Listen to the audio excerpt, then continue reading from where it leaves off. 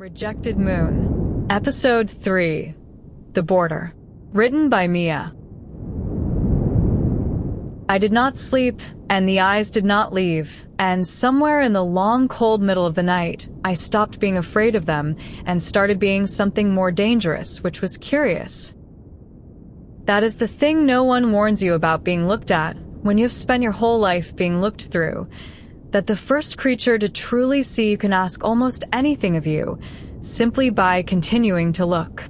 I stood at the window with the bitten moon cold against my breastbone and watched the silver eyes watch me, and the warmth in my chest turned and turned, not afraid, leaning, always leaning, toward the fire, toward the bond, and now toward this, and I understood that Mara's warning that afternoon had not been a general one.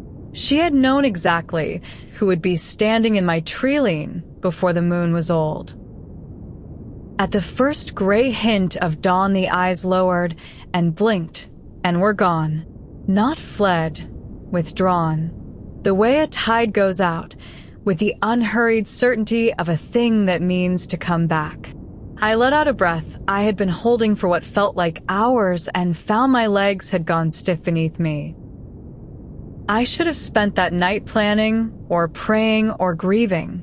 Instead, I spent it learning the shape of being watched and finding, to my shame, that I did not entirely hate it.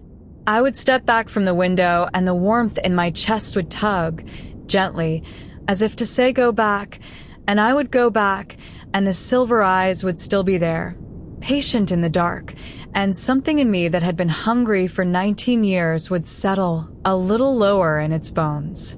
Near the worst hour of the night, I spoke to it, once, feeling like exactly the kind of madwoman the pack thought Mara was.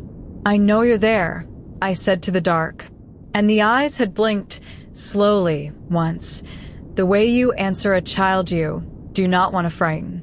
It was the most honest exchange I had had in months. I'd had it with a pair of eyes and a tree lean, across the boundary of everything I knew, and that told me more about the size of my life in Greywater than I wanted to learn at dawn. He came back at dusk, but this time he came as a man. I had spent the day learning the croft the way you learn a cell, where the wind came through, where the south wall held the day's warmth, the 40 paces east to the leaning rock and the clean spring behind it, exactly as Cale had said. I was at that spring, filling the clay jar in the blue last light, when the quality of the quiet changed, and I turned, and he was standing at the edge of the trees with his hands open at his sides to show me they were empty. I knew him at once, the man from the tunnel.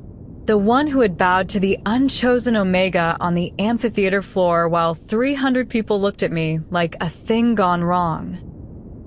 He was tall in a way the Greywater men were not. Not bulk, but length, a rangy, economical strength, and he held himself with the stillness of someone who has never once in his life had to make himself small. His hair was dark, his eyes the pale gray-silver of the wolf's, and there was gray at his temples, though his face was not old.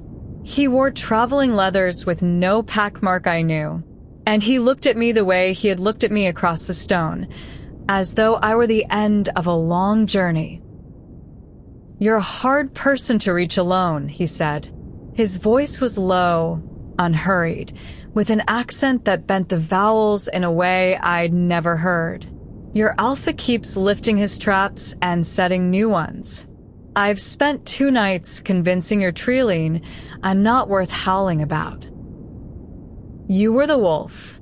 My hand had gone to the pendant under my dress without my deciding it, last night. I was. He inclined his head, that same small bow, and this close it undid something in me to receive it. Ronan, of Nightreach, past the eastern ridge, 3 valleys east, where this land stops pretending to belong to anyone. A faint dry humor moved at the edge of his mouth. "We felt you for nights ago. The whole of Nightreach felt you. A note went through the mountains like a struck bell, and every wolf for 100 miles lifted their head at the same instant and looked west toward a poor little pack no one has thought about in a generation.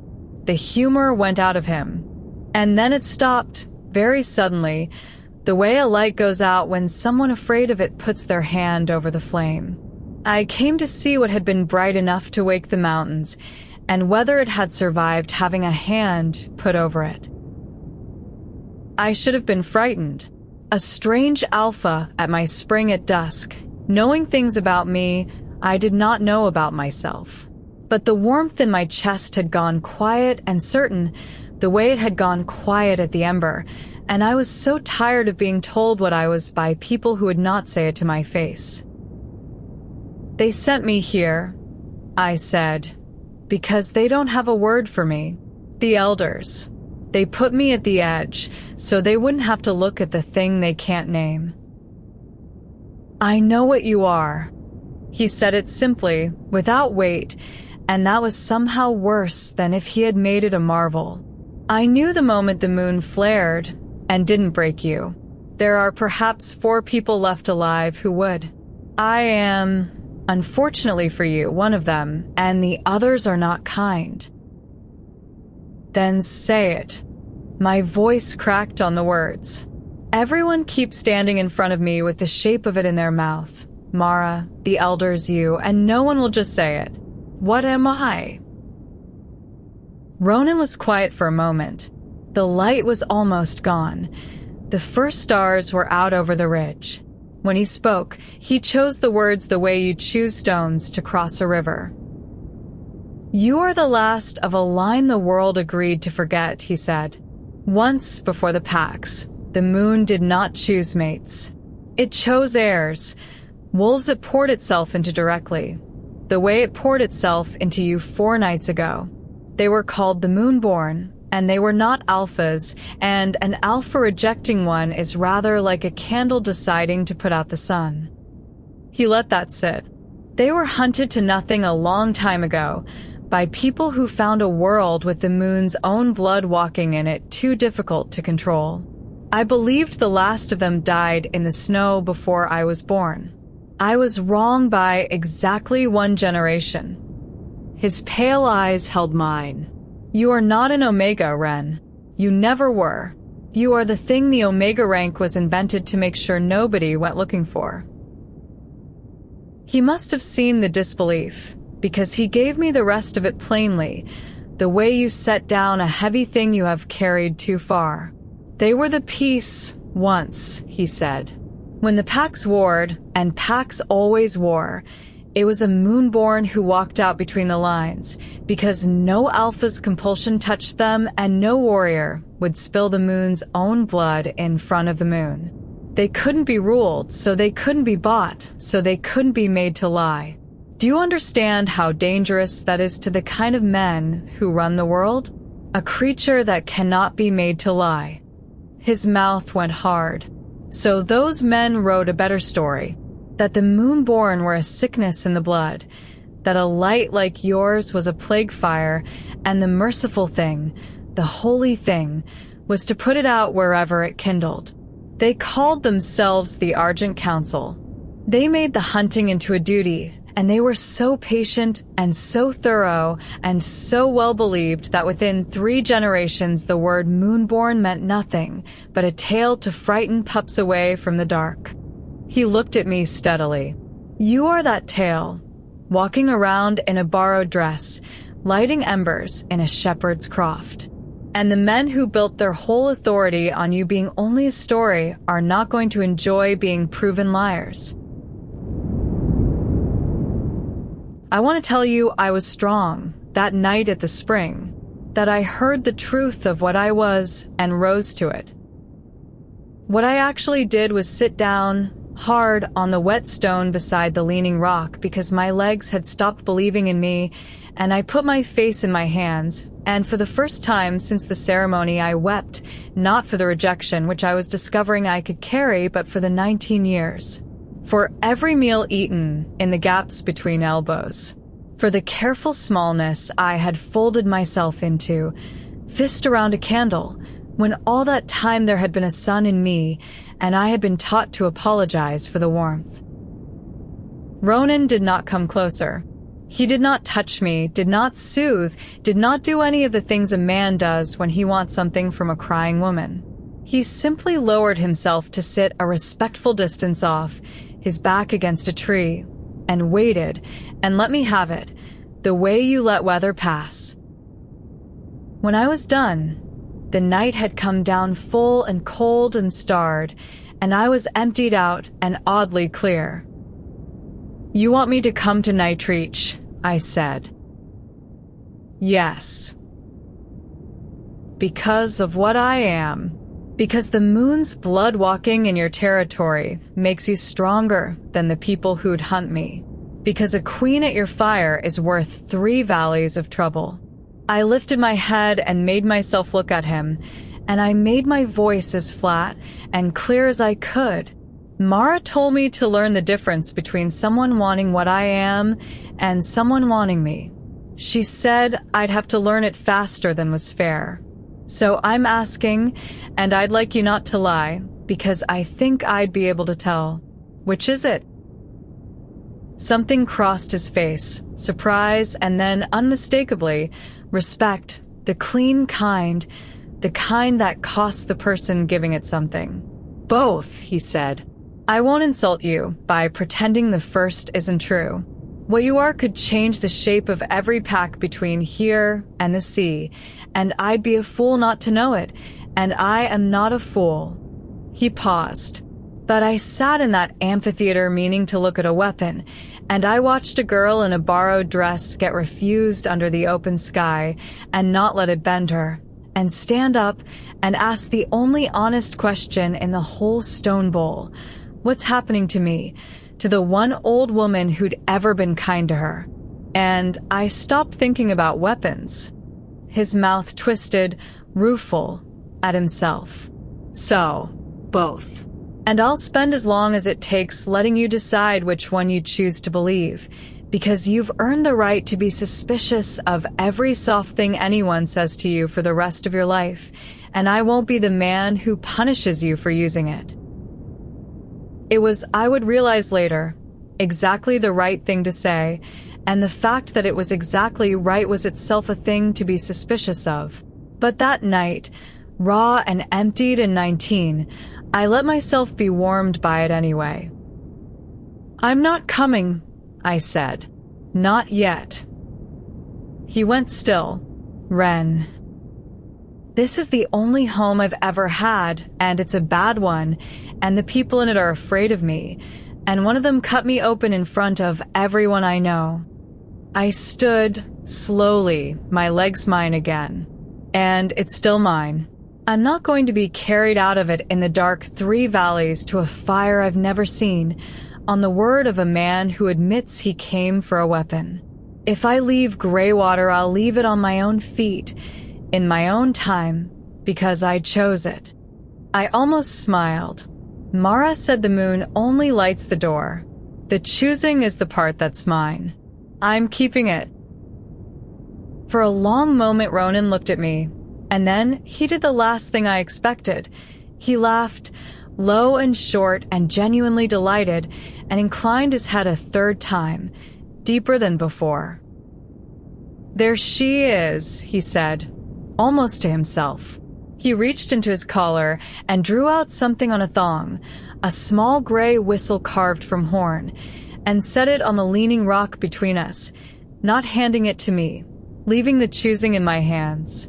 "When you're ready, or when you're in trouble, and you'll be in trouble, Wren, sooner than you think, because the same note that reached Nightreach reached east as well as west, and there are riders on the east road who do not bow." He rose. The dark seemed to gather to him. "Blow it, and I'll come from wherever I am, faster than anything with 4 legs has a right to. That's not a courtship. That's a debt I'm choosing to owe the last of a line my people failed once already. Don't lose it." And then the man was a wolf again, vast and silver and silent, and the Treeline took him, and I was alone at the border of the only world I knew, with a dead woman's broken moon at my throat and a stranger's whistle cold in my fist. I should have slept well that night, knowing even a little of what I was. Instead, I woke before dawn with the warmth in my chest clenched tight and wrong, like a fist, and the bell note ringing again at the very edge of hearing, but this time it was not coming from me. I climbed the top of the leaning rock in the gray light and looked east, the way Ronan had warned, down the long pale thread of the east road where it came out of the hills toward Greywater. Riders, 3 of them, unhurried, in the colorless light. They wore gray, not the soft gray of the elders' robes, but a hard pale gray, the gray of iron weathered to bone, and even at that distance there was something wrong about the way the land lay quiet under them, the birds gone silent in a moving circle around their passage. I had known their name for less than a night, and already I knew them on sight, the way you know a snake you have never seen before. The gray they wore was not a banner. It was a refusal, the color of something that had decided, long ago, to feel nothing. Where they passed, the morning simply stopped. No birdsong, no wind moving in the grass, as though the land had learned across long centuries to hold very still and wait for the iron gray to go by. They did not hurry, because the thing they hunted could not outrun a struck bell in their own teeth. They had been doing this, I understood, since before Greywater had a name. They had ridden down my grandmother's grandmother and called it Mercy, and slept soundly after. And the part of me that had wept at the spring the night before, the part that was finally, dangerously awake, did not feel afraid as I watched them come up the pale road. It felt something I had no right to feel, a girl alone on a rock with a borrowed whistle and a dead woman's broken moon. It felt the cold, clean, unfamiliar weight of fury.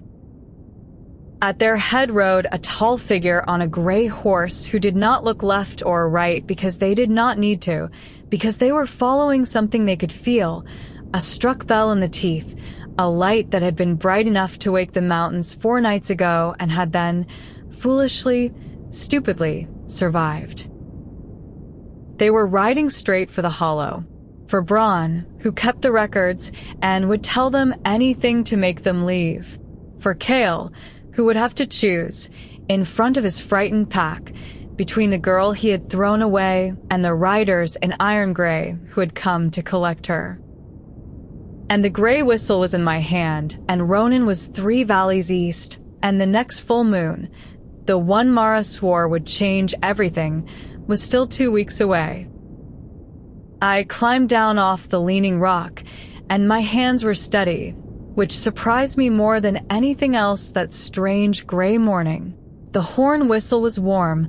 I had been gripping it without knowing. I did not lift it to my lips, though every nerve I owned was telling me to.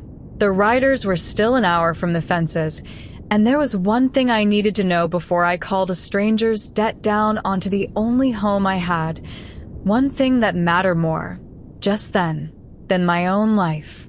I needed to know whether the Alpha, who had refused me under the open moon, would stand in that road for me, or step out of it and let the iron gray pass. To be continued. That was episode 3 of Rejected Moon. If the moon has you now, the next episode is waiting. Subscribe so you don't lose the trail. The complete book is available on Amazon, and early episodes and bonus chapters are on my Patreon. Links are in the description. I'm Mia. Thank you for listening.